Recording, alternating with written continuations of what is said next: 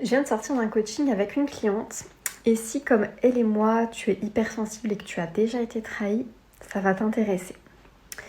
Ma cliente fait partie de ces femmes qui aident naturellement les gens et ça je t'en parlerai, mais c'est une réponse en fait traumatique quand la gentillesse est vraiment poussée à l'excès, comme là pour l'instant c'est son cas. Je dis pour l'instant parce qu'on est en train de travailler tout ça ensemble.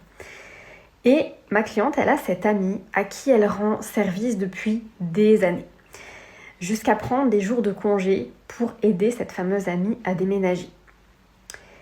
Et la semaine dernière, ma cliente lui a demandé de l'aider pour terminer du coup son propre déménagement.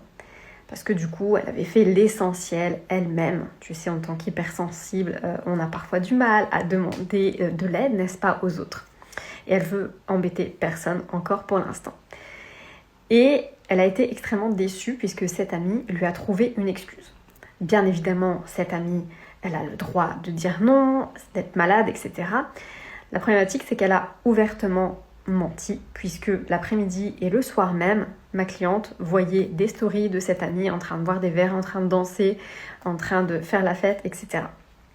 Jusqu'au petit matin.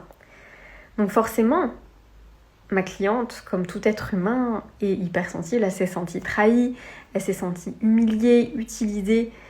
Et je lui ai demandé, est-ce que la personne que tu veux devenir va continuer à vivre ce genre de relation? Est-ce que tu veux vraiment continuer à t'asseoir autour d'une table où le respect pour toi n'est plus servi? Et finalement, ma cliente, elle a compris que cette trahison, ça a été finalement une bonne chose. Pourquoi ?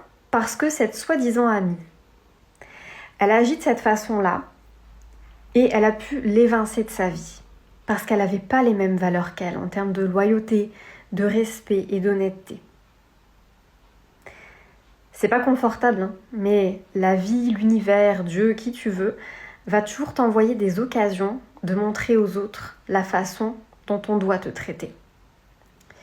Donc c'est à toi finalement de faire en sorte que ce soit cohérent avec vraiment la personne que tu as envie de devenir. Et tout ça, c'est l'objet de l'accompagnement que je donne, tu sais, dans les coachings, c'est de créer justement ce shift identitaire pour dire, ok, ça, cette situation-là, je ne veux plus. Je n'ai plus envie, c'est stop. Dis-moi un petit peu en commentaire si tu as déjà été trahi et comment tu l'as pris.